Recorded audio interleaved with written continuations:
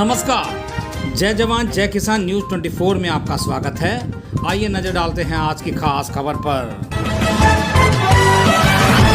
Future care academy पंचावली road जिला इटावा में स्थित है। फ्यूचर केयर एकेडमी में आधुनिक सुविधाएं भी बच्चों के लिए तैयार हो रही हैं। आलोक सिकेरा जी ने बताया कि वे काफी सालों से शिक्षा के क्षेत्र में जुड़े हुए हैं।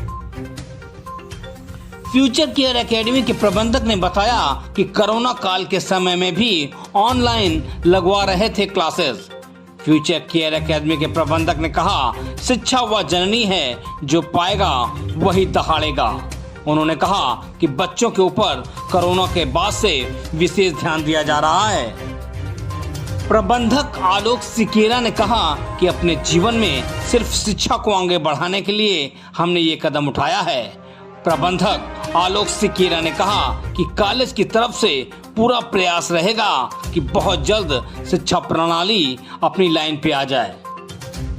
देखिए जिला इटावा से संपादक कुमार गौरव और पवन कुमार की ये खास रिपोर्ट।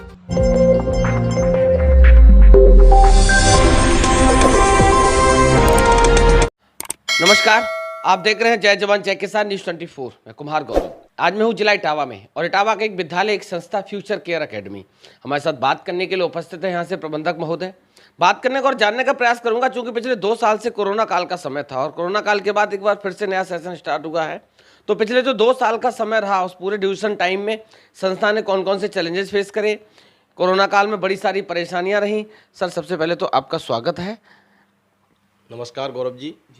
सर, 2 साल का समय बहुत क्रिटिकल टाइम रहा हिंदुस्तान से लेकर अन्य देशों के लिए भी। संस्था ने पूरे 2 साल के टाइम में क्या क्या फेस किया? सबसे पहली बात तो ये है कि जब से कोरोना काल लगा है तो जितने भी जो विद्यालय हैं हमारे देश में, सारे विद्यालय के मैनेजमेंट को समस्या का सामना करना पड़ रहा है। बाकी का जब से ये कोरोना काल स्टार्ट हुआ तो मैंने अपने स्कूल के सारे बच्चों की फ़ीस माफ़ कर दी। जैसे कोविड-19 में मार्च से स्टार्ट हुआ था और मार्च से लेके बीच में 1-1.5 साल का समय ऐसा रहा, तो मैंने 2 साल की किसी बच्चे से कोई फ़ीस नहीं ली है। और जो अभी नया सेशन स्टार्ट हुआ है तो उससे बहुत बड़ी समस्याओं का सामना करना पड़ रहा है। लोगों को अभी भी भय है कि कहीं चौथी लहर नहीं आ जाए। अगर चौथी लहर आई तो जो हम लोग बुक्स परचेज़ करेंगे और भी अफोर्ड करें तो उसमें दिक्कत होगी। ये सर, पूरा 2 साल का जो समय रहा, आपने भी ऑनलाइन क्लासेस दी होंगी स्टूडेंट को। ऑनलाइन क्लासेस और ऑफलाइन क्लासेस में क्या डिफरेंस देखते हैं? ऑनलाइन क्लासेस से मैंने जो देखा है कि बच्चे प्रॉपर जो क्लास चलता था स्कूल में, तो बच्चों पे एक एक पे ध्यान दिया जाता था कि कौन सा बच्चा क्या कहाँ ध्यान है उसका, तो उसे टोक सकते थे, उसे रोक सकते थे, बता सकते थे बेटा आप इधर देखिए सामने क्या हम लोग पढ़ा रहे हैं। और ऑनलाइन क्लासेस में क्या है कि जैसे यदि हम लोग बच्चा प्रॉपर उसको ध्यान ही नहीं दे रहा है कि टीचर क्या पढ़ा रहा है, जब हम लोग कॉल करते हैं तो बच्चा उसको लेफ्ट कर देता है। तो ऑनलाइन क्लासेस से बेटर है ऑफलाइन क्लासेस। ऑनलाइन से बच्चों में सर्वांगीण विकास नहीं हो सकता है। सर, मानव जीवन में शिक्षा को कितना महत्वपूर्ण मानते हैं? बिना शिक्षा के जीवन में कोई कुछ नहीं कर सकता है। शिक्षा एक ऐसा साधन है जिसके द्वारा शक्ति प्राप्त होती है। एजुकेशन इज़ द पावर, ज्ञान ही शक्ति है। सर, अभी पूरा 2 साल का समय जिस तरीके से रहा, आप भी वाकिफ़ हैं, हम भी वाकिफ़ हैं। अभी नया सेशन स्टार्ट हुआ, संस्था ऐसा क्या क्या कौन कौन से एफर्ट करने वाली है जिससे कि जो भी स्टडी गैप हुआ उसको रिकवर कैसे करें? सबसे पहले जो 2 साल बच्चे स्कूल नहीं आए तो उनका बेस लेके चल रहे हैं, पहला। दूसरा, आज के दौर में बहुत बड़ा कंपटीशन है छोटे स्कूल और बड़े स्कूलों में। छोटे स्कूल जो हैं वो कोशिश ये करते हैं कि बड़े एजुकेशन दे पाएँ, और जो व्यवस्थाएं जैसे स्विमिंग पूल है, बच्चों के लिए शूटिंग के लिए हम लोग गन की व्यवस्था करा रहे हैं, स्विमिंग पूल की व्यवस्था करा रहे हैं और बच्चों का ऑल डेवलपमेंट के लिए प्रयासरत हैं।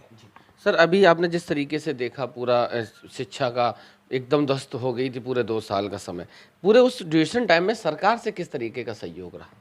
सरकार क्योंकि सरकार भी चाहती है कि जो कोरोना काल है तो हम किस तरीके से आने वाली पीढ़ी बचाएं। तो सरकार ने खुद ये प्लानिंग करके कोरोना काल में स्कूलों को इसलिए बंद किया कि कहीं कोई स्कूल में जो बच्चे हैं कहीं कोरोना की चपेट में ना आ जाएं। तो सरकार ने अच्छा काम किया था कि ये जो स्कूल बंद किए। अगर स्कूल बंद नहीं होते, जैसा आप आज स्थिति देख रहे हैं, तो इससे बहुत भयंकर कोरोना की स्थिति होती। सर, जिस तरीके से आपने देखा हिंदुस्तान पे धीरे धीरे वेस्टर्न कल्चर हावी हो रहा है, हम अपनी मूल संस्कृति से दूर जा रहे हैं, बच्चा अपनी मूल संस्कृति से दूर जा रहा है। हमारा आपका दौर था, माँ बाप को प्रणाम करके, पैर छू के, अपने बड़ों का सम्मान करके विद्यालय आते थे। आज hi hello good morning good evening that's all. तो संस्था ऐसा क्या करने वाली जिससे हमारी संस्कृति भी बची रहे और शिक्षा भी निरंतर आगे बढ़े? हमारे यहाँ पे प्रयास ये रहता है, जितने भी जो हमारे यहाँ बच्चे आते हैं, बाकी का वेस्टर्न कल्चर जो भी चल रहा है वो अपना अपना सिस्टम है स्कूलों का। हमारा उद्देश्य ये है कि जो हमारे यहाँ बच्चे आएँ वो सबसे पहले अपने माता पिता के पैर छू के आएँ। यह हम समय समय पर गार्जियन से संपर्क करते हैं और पूछते हैं कि आपके बच्चे किस टाइम उठते हैं, स्कूल आते हैं तो आपके पैर छूते हैं कि नहीं। और स्कूल में भी जो छोटे छोटे जो बच्चे हैं, जो आने वाली जनरेशन है, उसको भी हम समझाते हैं कि बेटा अपने से बड़ों का रेस्पेक्ट करिए तो आपका रेस्पेक्ट होगा। पेरेंट्स से सर क्या कहना चाहते हैं? हम अपने जितने भी हमारे जो शुभचिंतक हैं, जो हम पे विश्वास करते हैं, हम उन्हें ये उम्मीद दिलाते हैं कि फ्यूचर केयर जो नाम रखा है हम लोगों ने, वो कई महीनों की सर्च के बाद, कई बुद्धिजीवियों से संपर्क करने के बाद एक फ्यूचर केयर एकेडमी भविष्य सुरक्षा संस्थान, तो जिस हिसाब से नाम है उसी हिसाब से इस विद्यालय का काम भी होना चाहिए। सर, आखिरी सवाल आपसे। हिंदुस्तान में आपने देखा जब कोविड का टाइम था, लाखों लोगों की जान चली गई, लाखों लोगों का रोजगार चला गया। हिंदुस्तान के साथ साथ कई अन्य देश इसकी चपेट में आए। ईश्वर से क्या प्रार्थना करना चाहते हैं पूरा सिनेरियो देख? मैं ईश्वर से प्रार्थना करता हूँ और ईश्वर से प्रार्थना करना चाहता हूँ कि प्रभु, जो हमारे अभी जो समय निकल चुका है, कभी इस तरीके का समय ना आए और जितने भी हमारे भाई बहन जितने भी हैं शुभचिंतक, वो अपना जो है अच्छे से रहें, भाईचारे से रहें, आपस में वैमनस्यता ना हो। बहुत बहुत धन्यवाद सर बात करने के लिए और समय देने के लिए। जिस तरीके से मैंने अभी आपको दिखाया था कि संस्था के प्रबंधक महोदय से हमारी बात हुई थी, तो बहुत बारीकी से बताया कि पिछले 2 साल के कोरोना काल के टाइम कौन कौन सी परेशानियों का सामना करना पड़ा। अभी हमारे पीछे आप देख रहे हो इस विद्यालय की पूरी यूनिट खड़ी हुई है। इन लोगों से भी जानने का प्रयास करूंगा, क्योंकि 2 साल का समय बहुत लंबा समय होता, उस पूरे 2 साल के ड्यूरेशन टाइम में कौन कौन सी परेशानियों का सामना किया। सर, क्या नाम क्या आपका? मिस्टर अवधेश भदौरिया। अवधेश जी, 2 साल कोविड का समय था, उसके बाद अभी नया सेशन स्टार्ट हुआ, तो 2 साल का जो टाइम रहा, उस टाइम में क्या क्या चीज़ें फेस की? 2 साल में ये हुआ कि सबसे पहली तो ये है कि बच्चों का जो स्टडी है बहुत वीक हो गई है, क्योंकि उनके साथ जो है पढ़ाई का बहुत प्रॉब्लम रही, क्योंकि वो कोरोना काल में वो सही से पढ़ नहीं पाए। और आज जो हम लोग पढ़ाने का प्रयास कर रहे हैं तो उनमें जो है बहुत दिक्कत हो रही है। तो यही है कि ऑनलाइन और ऑफलाइन पूरा प्रोसेस क्या रहा और सबसे ज़्यादा इफेक्टिव क्या रहा? ऑफ़लाइन में जहाँ तक मैंने समझा है कि ऑफ़लाइन में स्टडी ज़्यादा बेहतर से होती है, क्योंकि छात्र जो होते हैं हमारे वो ओवरऑल 5 से 6 घंटे क्लास में व्यतीत करते हैं। और ऑनलाइन के में जहाँ तक मैंने फेस किया है और बच्चों ने भी ये महसूस किया है कि इतने अच्छे तरीके से हमारी स्टडी नहीं हो पाती, क्योंकि यहाँ से वर्क जाता ऑनलाइन। हमारे यहाँ से वीडियो कॉलिंग भी हुई है और वीडियो के जरिए भी यहाँ से पढ़ाया गया है, मगर इतना इफेक्टिवली वो स्टडी नहीं हो पाई जो टीचिंग ऑफलाइन होती थी। बच्चों में क्या क्या चेंजेस देखे?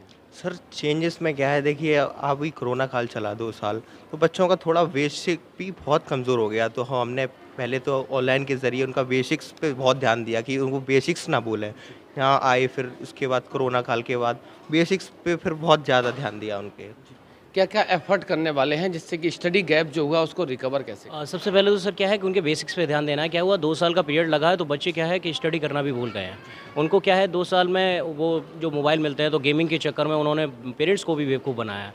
तो क्या है कि 2 साल बाद जब वो वापस आए हैं तो उनका रीडिंग सेशन सबसे पहले तो करेक्ट करना है, इंग्लिश हिंदी का। उसके बाद में और भी बेसिक्स हैं, जैसे ग्रामेटिकल इश्यूज़ आते हैं वो भी देखना है। और लर्निंग वर्क भी जो है वो कहीं ना कहीं मोबाइल का मिसयूज हुआ। मोबाइल का तो पूरी तरीके से सर मिसयूज हुआ है किसी भी प्रकार से। बच्चों ने पेरेंट्स को इतना बेवकूफ़ बनाया कि ऑनलाइन क्लासेस के चक्कर में पबजी फ्री फायर यही चला है सर।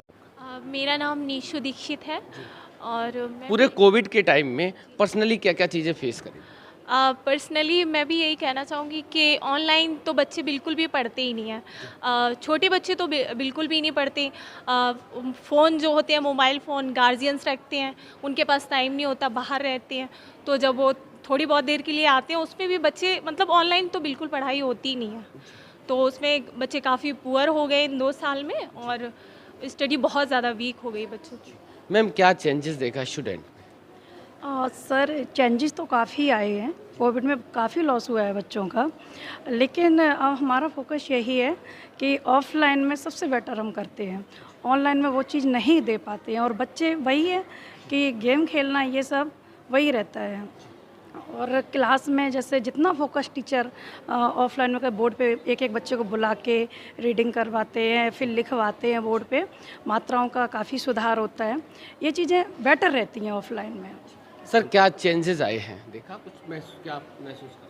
परिवर्तन में सर ये आया है कि मतलब में जब हम लोग स्टडी करवा रहे तो कुछ थोड़ा थोड़ा परिवर्तन हो रहा है, आगे बढ़ रहे बच्चे। जो मतलब 2 साल का कोरोना पीरियड निकल चुका उसमें तो बहुत डाउन हो गए, वीक हो गए थे, अब बच्चों को क्रम से हम लोग लगा रहे हैं। सर आखिरी सवाल आपसे, अपनी यूनिट को, अपने स्टाफ को क्या सजेशन देंगे जिससे कि स्टडी गैप जो रहा वो रिकवर हो जाए, संस्था जहाँ स्टैंड कर रही थी 2 साल पहले उसी पोजीशन पे आए?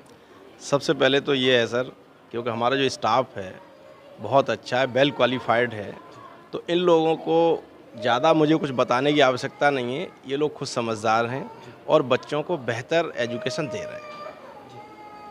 बहुत बहुत धन्यवाद सर बात करने के लिए। अभी जिस तरीके से पूरे संस्था की यूनिट हमारे साथ खड़ी थी, इन लोगों ने बहुत बारीकी से बताया कि पिछले 2 साल के कोविड के समय कौन कौन सी परेशानियों का सामना करना पड़ा। हमें आशा है, उम्मीद है कि आप लोग अपना 100% देंगे, जिससे कि संस्था जहां 2 साल पहले स्टैंड कर रही थी उसी पोजीशन पे आ जाएगी। न्यूज़ 24 की तरफ से नए सेशन के लिए सबको बहुत बहुत बधाई, बहुत बहुत शुभकामनाएं, धन्यवाद। पल पल की खबरों को देखने के लिए चैनल को लाइक, सब्सक्राइब और शेयर जरूर करें।